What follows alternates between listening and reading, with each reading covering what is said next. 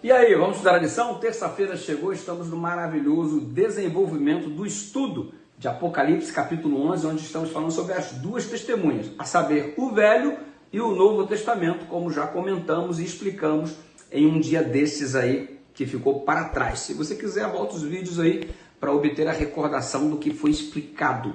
Ei, se liga só, as duas testemunhas são mortas, você encontra isso no capítulo 11. Você observa do verso 7 até o verso 9, que elas seriam mortas, os cadáveres seriam estendidos para todos verem em meio às ruas.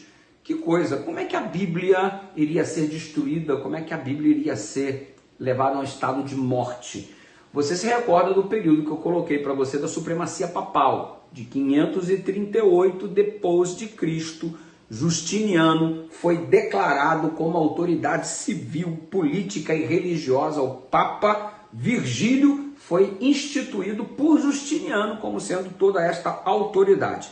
Tendo isso em vista, as tribos dos ostrogodos em 538, que havia se oposto ao sistema papal, como sendo o vigário, o indivíduo que estaria assumindo toda a autoridade, ela havia desaparecido, destruído, o caminho estava livre. E então Justiniano declarou Virgílio com todo este poder, com toda esta autoridade. A partir daí começa então historicamente os 1260 anos predito pela profecia bíblica. Isso nos leva a 1798, período da Revolução Francesa. Napoleão Bonaparte apanhou seu comandante Berthier, mandou que o Vaticano fosse invadido. Haller e Cervoni acompanharam Berthier e aprisionaram Papa Pio VI. E assim nós temos que o Apocalipse caracteriza como golpe, como ferida mortal.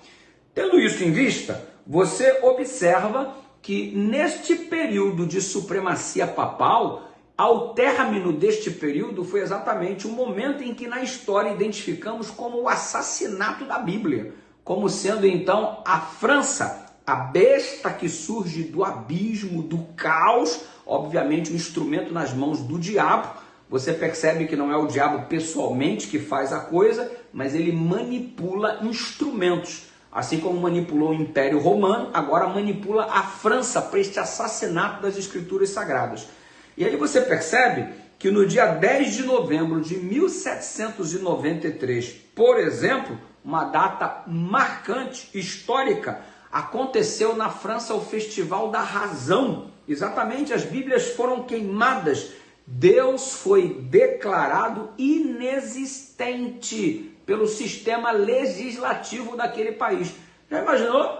O sistema legislativo se reúne para bater o martelo e dizer em voto: Deus não existe. Nunca até então na história havia acontecido algo semelhante. Consequentemente, todos os templos se transformaram em templos da razão. Que coisa, hein? Sem nenhuma razão, se transformaram em templos da razão. Que incoerência, né? Deus não existe. Perderam a razão e disseram que estavam com toda a razão. Tendo isso em vista, você observa que o capítulo 11 do livro do Apocalipse fala da morte das duas testemunhas por 3 anos e meio.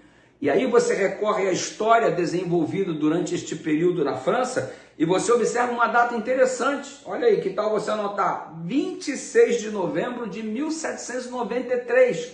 Sabe o que aconteceu? Neste dia foi expedido um decreto que aboliu a religião da França.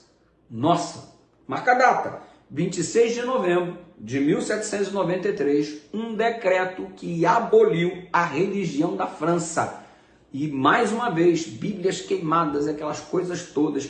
Instituíram o Dia da Razão, como te citei na data anterior, e agora o decreto oficial de que abolia a religião. A partir daqui, você pode começar a contar 3 anos e meio e vai perceber que a Bíblia estava cheia de razão.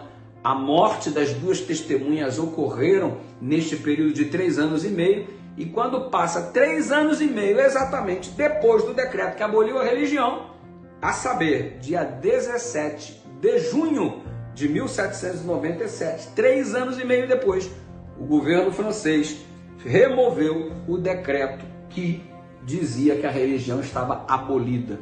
Ou seja, As Bíblias voltaram a ter evidência e liberdade para serem estudadas, e aí você percebe que a Revolução Francesa colocou um ponto final no sistema papal, pelo menos momentaneamente, que perseguia os cristãos, que queimavam as Bíblias e todas essas coisas. A deusa da razão que havia sido instituída agora sai de cena, as igrejas são reabertas e a religião volta a ser uma prática na França. Tudo isso foi profetizado em torno do ano 100 depois de Cristo por João, autor do Apocalipse, e se cumpriu de forma maravilhosamente perfeita.